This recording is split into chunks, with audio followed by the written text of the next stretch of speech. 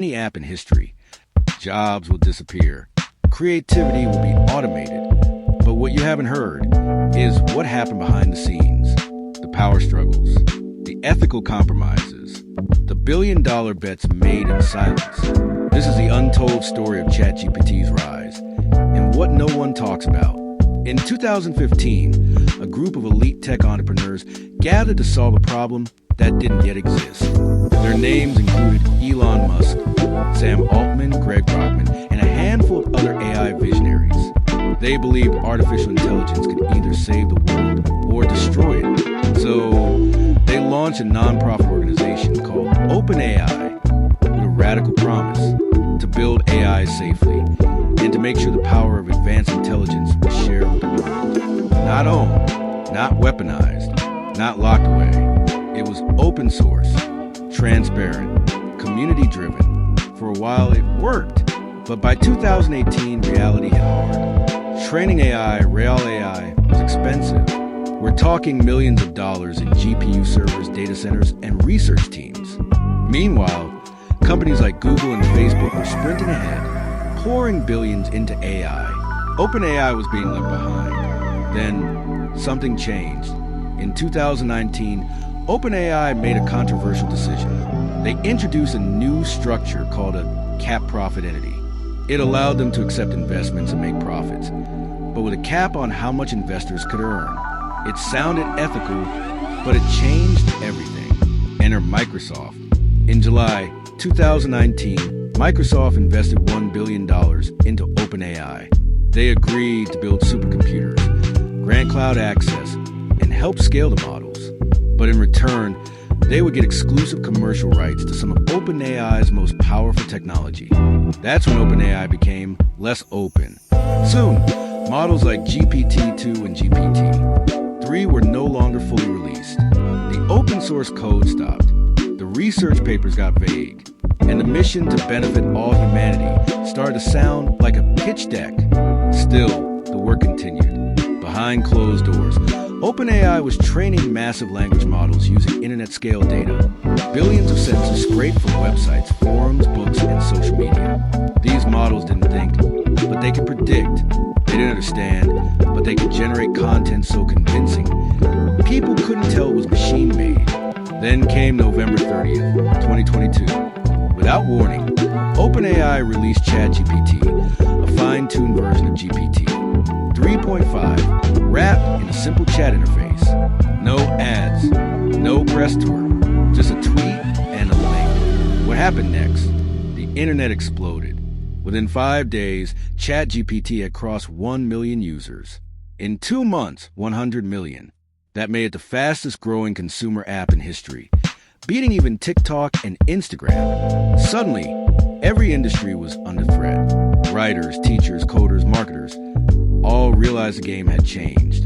ChatGPT could write poems, debug code, create business plans, tutor students, draft legal documents, and even simulate personalities. It wasn't perfect, but it was powerful, and it was just the beginning. But behind this digital revolution was a story no one wanted to talk about.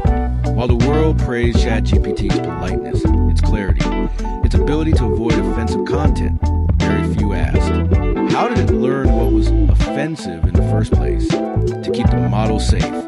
OpenAI outsourced data labeling to a third-party company in Kenya. There, hundreds of workers were hired to read, categorize, and filter extremely toxic content, including violence, sexual abuse, racism, and more. They were paid as little as $1.32 per hour. Many suffered psychological trauma from the material they were forced to review. Some quit, some spoke out, but the headlines moved on. It was called the invisible labor of AI safety. And without it, ChatGPT wouldn't exist. Meanwhile, Microsoft increased its investment in OpenAI, pouring in another $10 billion by early 2023. In return, it gained exclusive access to integrate OpenAI models into products like Bing, Word, Excel, and Windows. In other words, the most powerful language model in the world was now deeply embedded into big tech as ChatGPT's power grew. So dig concerns. In Italy, it was briefly banned for violating data laws.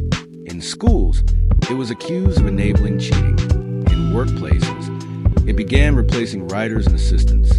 And across the internet, millions of people were asking, is this the beginning of the end for human creativity? But others had a different view. Entrepreneurs use ChatGPT to start new businesses. Students use it to study better. Developers build entire apps on top of its API. YouTubers launch entire Faceless channels, just like this one, using AI to write voice and edit videos. It became a tool of mass empowerment and mass disruption. In the background, OpenAI was evolving too. It launched GPT-4, a more advanced version capable of reasoning, visual input, and more accurate outputs. It launched Code Interpreter DAL E3 and even multimodal chat features.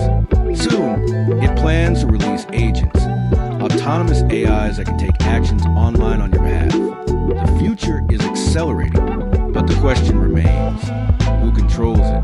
OpenAI claims to be committed to safety. It formed a superalignment team to study risks.